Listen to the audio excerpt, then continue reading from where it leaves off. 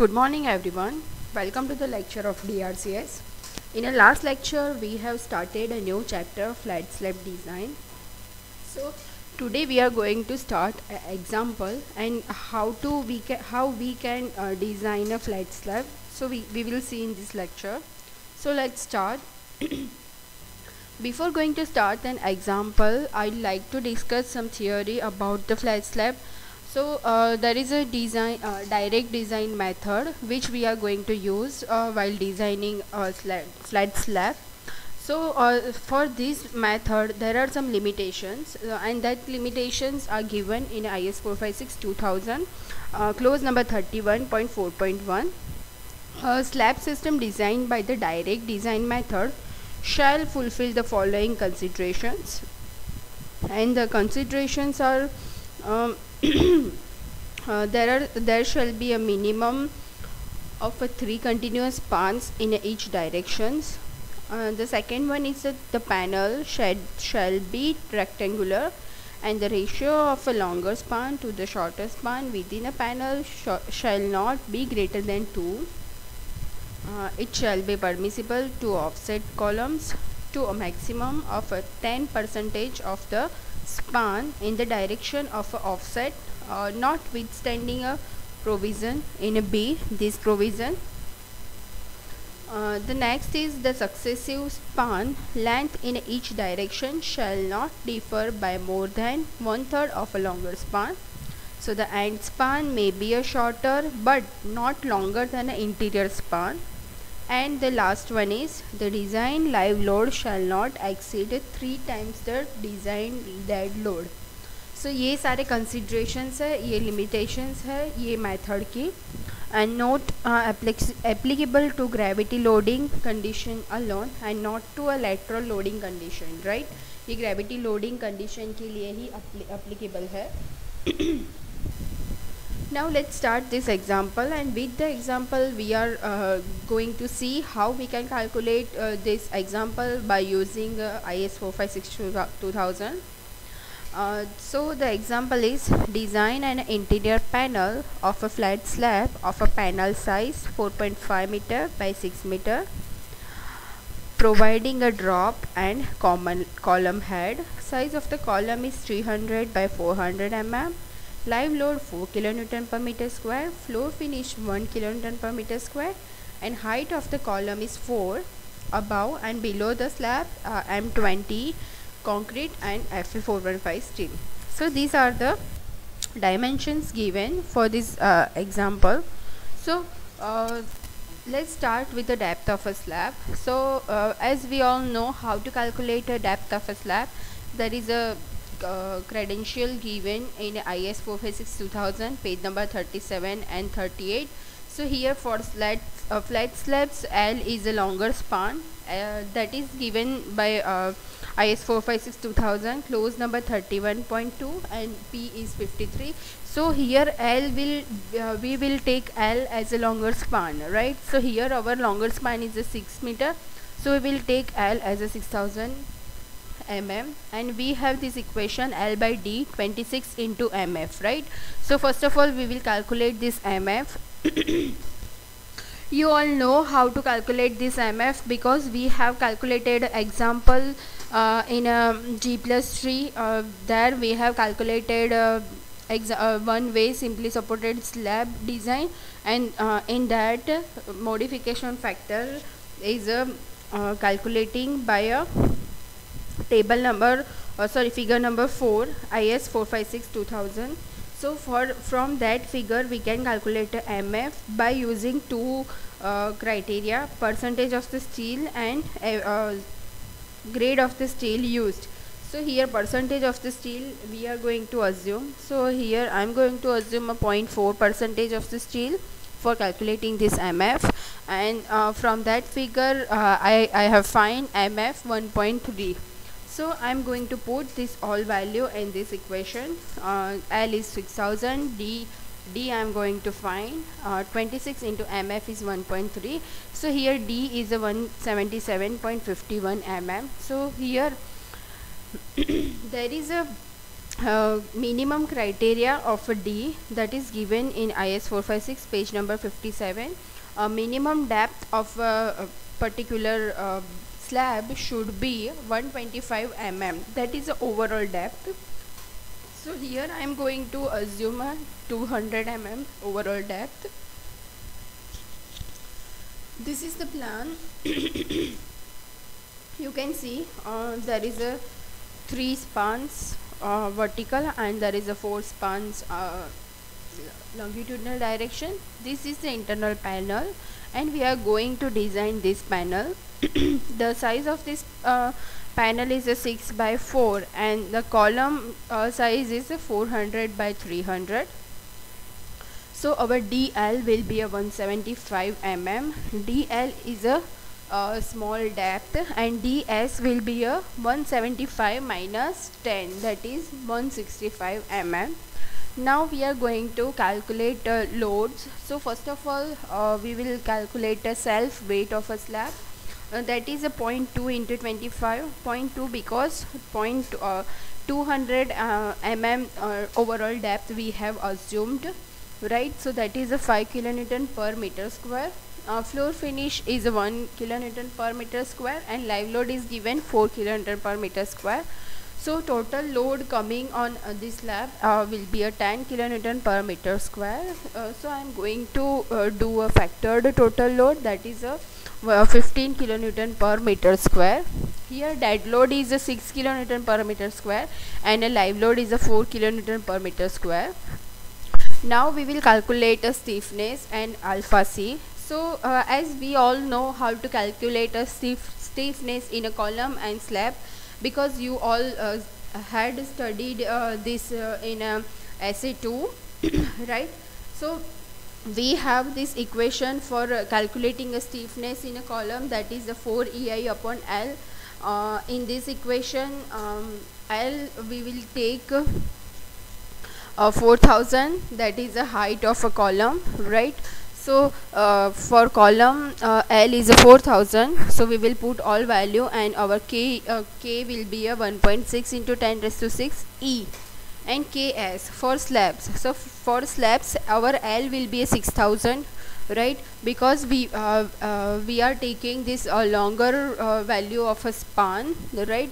So our Ks will be a 2 into 10 raised to 6 E. Now we will find alpha C. So what is the alpha C? So this alpha C criteria is given in IS 456 2000 page number 56. I have put in this screenshot from that code. So alpha C is the ratio of a flexural stiffness of the column above and below the slab to flexural stiffness of a slab at a joint taken in a direction moments are being determined and given by this equation is alpha C is equal to sum of Kc upon sum of Ks, where Kc and Ks क्या है? Flexure stiffness of column and slab, जो हम लोगों ने ऊपर find out की है. Column की कितनी थी? 1.6 into 10 raise to 6 e upon this 2 into 10 raise to 6 e. So हमारा अल्फा सी कितना आएगा? 0.8.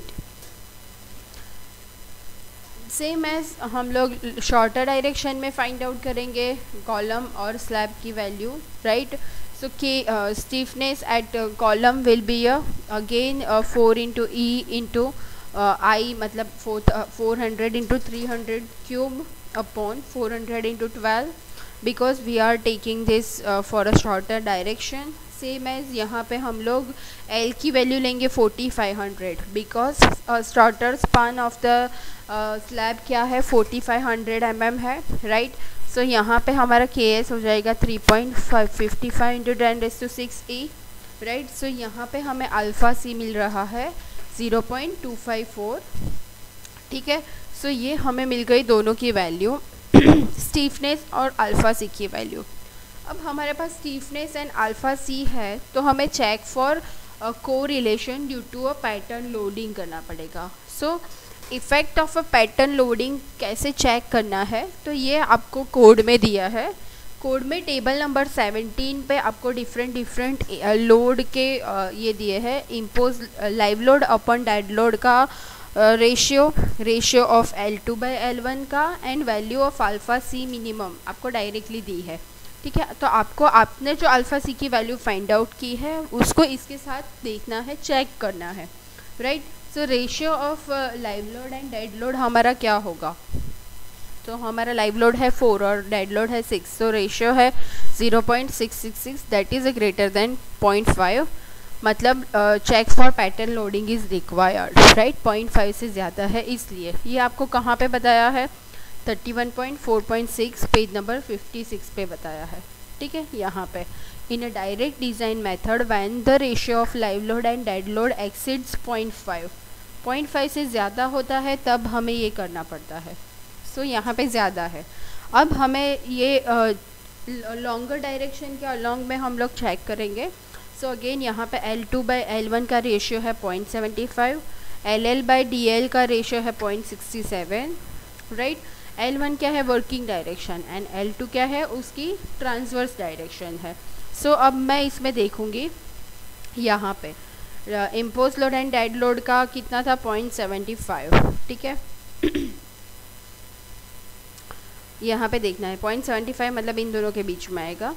और ये live load and dead load का डिफरेंस कितना है, 0.67, ठीक है। तो ये भी इन दोनों के बीच में आएगा, ठीक है। सो मुझे ये वैल्यू लेनी है, तो 0.5 पे 0 है एंड 1 पे 6 है। सो यहाँ पे देखो WL/WD 0.5 पे 0 है और 1 पे ये L/L1 कितना है, 0.75 है। तो अब मैं क्या करूँगी, उसको मुझे पर्टिकुलर पॉइंट 0.25 पे चाहिए। सो मैं पर्टिकुलर पॉइंट पे फाइंड आउट करूँगी। तो मैं देखूँगी कि 0.5 एंड 8 के बीच में कितना डिफरेंस है, 3 का डिफरेंस है, और इन दोनों के बीच में कितना है, 1 का डिफरेंस है। अब मुझे 0.75 पे चाहिए, मतलब कि 5 से 0.75 के बीच में डिफरेंस कितना है, 0.25 का। तो वहाँ पे ये इन दोनों के बीच का डिफरेंस कितना होगा, सो वो होगा 0.083। सो हमारा अल्फ़ा सी मिनिमम हो जाएगा 0.6 प्लस 0.083, मतलब कि 0.683। The same as I am finding with this detail 0.67 and 0.75. So again 0.67 and 75 के लिए यहाँ पे 0.5 पे 0 था और 1 पे 0.683 था। ये मैंने यहाँ टेबल पे से लिया है, ये आप देख सकते हो टेबल पे से, ठीक है। अगेन ये वैल्यू मैंने ये फाइंड आउट की थी ना, 0.683, सो यहाँ पे ये ली है। सो अब देखना है कि हमारा WL/WD 0.67 होगा, तब हमारा अल्फ़ा से कितना होगा। सो यहाँ पे देखेंगे 0.5 है, तब हमारा है डिफरेंस है 0.683 का, ठीक है। तो 0.17 मतलब कि 0.5 और 0.67 के बीच में डिफरेंस कितना है, 0.17 का। सो 0.17 पे कितना होगा, अगर इसको सॉल्व करें तो हमें आंसर मिलेगा 0.232, जो हम लोग इसमें ऐड कर देंगे। सो हमारा alpha C minimum for this particular point क्या होगा, 0.232। अब अल्फ़ा सी कैलकुलेटेड और अल्फ़ा सी मिनिमम हमें देखना है।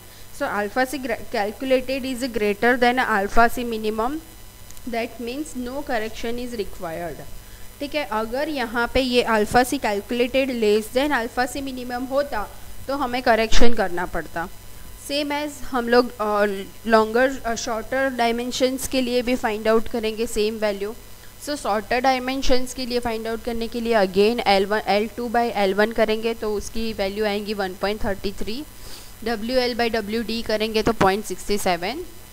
सो अगेन यहाँ पे हमें को रिलेशन करना है कि 0.5 पे 0 है तो 1 पे ये L/L1 है 1.33, राइट। ये सो हमें अल्फ़ा सी की वैल्यू फाइंड आउट करनी है। सबसे पहले इसको लूँगी मैं। सो L2/L1 1.25 है, तब वैल्यू कितनी है, 0.8। ये यहाँ पे लेना है आपको, ये 1.25 पे वैल्यू कितनी है, 0.8, और 2 पे 1.2, 2 पे 1.2। तो मुझे कौन से पॉइंट पे चाहिए यहाँ पे, सो वो पॉइंट के लिए कितना होगा, 1.33 पे चाहिए मुझे, राइट। सो 1.333 माइनस 1.25 डिफरेंस कितना होगा, 0.8। सो यहाँ पे देखना है कि 0.75 इन दोनों के बीच का डिफरेंस है 0.75, और इन दोनों के बीच का डिफरेंस है 0.4। सो 0.75 डिफरेंस है, यहाँ पे 0.4 डिफरेंस है। तो ये 0.33 मतलब कि ये 1.33 माइनस 1.25 कितना है 0.08। तो 0.08 कितना होगा वो हमें चेक करना है, ये कोरिलेशन बोलते हैं इसको।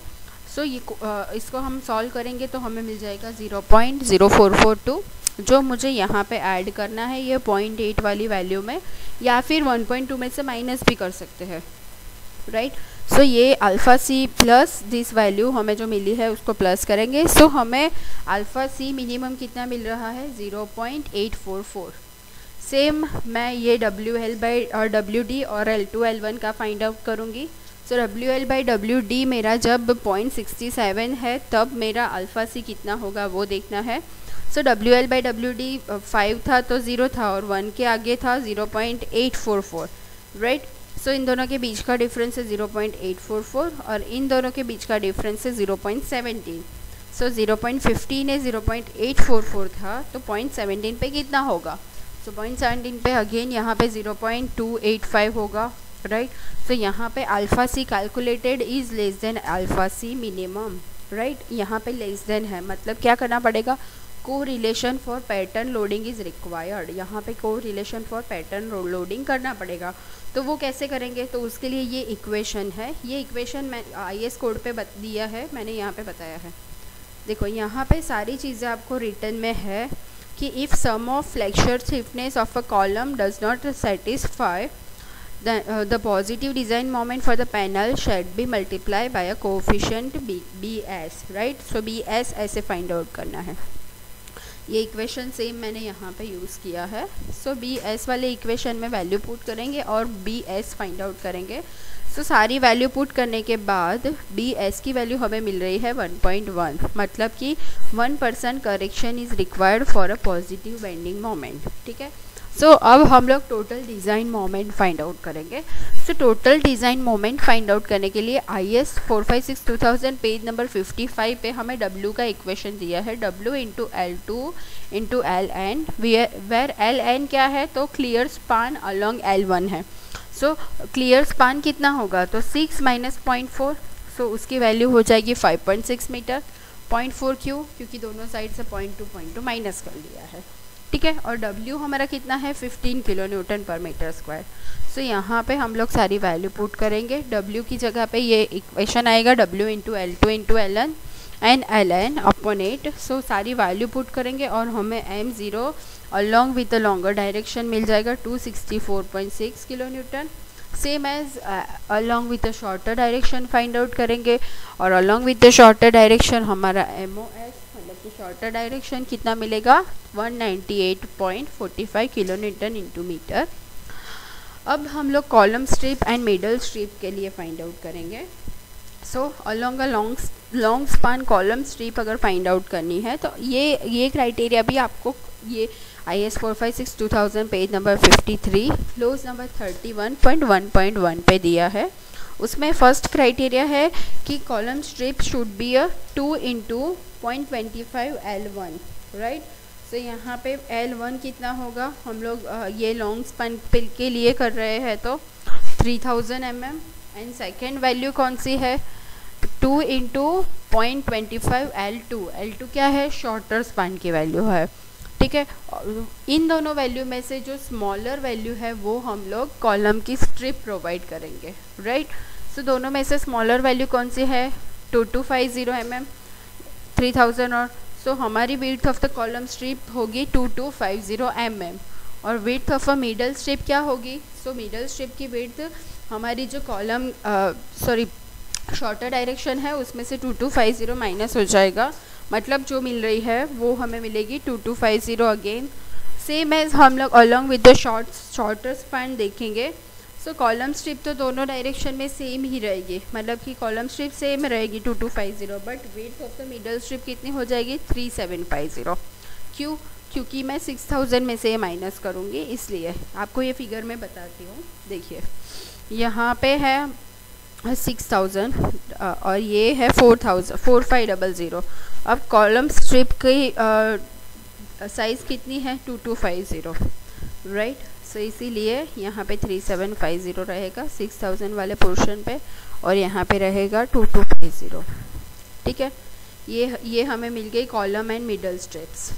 अब कॉलम एंड मिडल स्ट्रिप्स मिल जाने के बाद और नेक्स्ट स्टेप है reinforcement along with the long span direction में रेनफोर्समेंट प्रोवाइड करना है। ठीक है, सो रेनफोर्समेंट प्रोवाइड करने के लिए भी हमें क्राइटेरिया दिए हैं IS 456-2000 पेज नंबर 55 एंड 57 पे। हमारी यहाँ पे लॉन्गर स्पान के लिए मोमेंट कितनी थी 264.6 किलोन्यूटन, और डेप्थ वहाँ पे कितनी है स्मॉल d 175 mm है। कॉलम की स्ट्रिप्स की वेट कितनी है 2250, और मिडल स्ट्रिप्स की वेट कितनी है 2250। राइट, अब हम लोग negative and positive moments find out करेंगे।